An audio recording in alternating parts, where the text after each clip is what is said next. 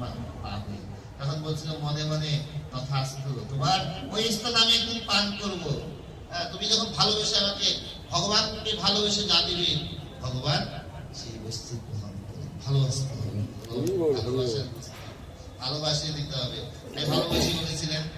পরবর্তীতে যখন বলি মহারাজের কি সমস্ত কিছু কেড়ে দিলেন ভগবান বিশাল রূপ নিয়ে, তখন কি বলেছিলেন, এইরকম পুত্র যদি আমার হতো আমি 20 পাকা স্তন পান করে মেরে ফেলতাম।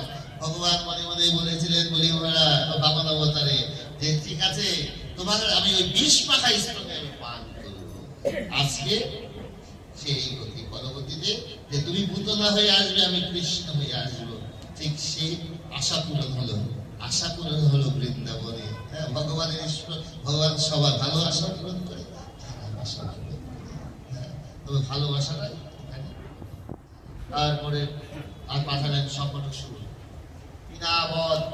সকটসুর কি দোলনার উপরে শুয়ে আছে, সকটের নিচে পালক দিয়ে শোয়ানো হলো কাকে?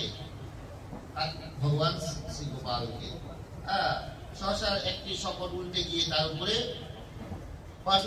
পাত্রগুলি চূর্ণ বিচূর্ণ হয়ে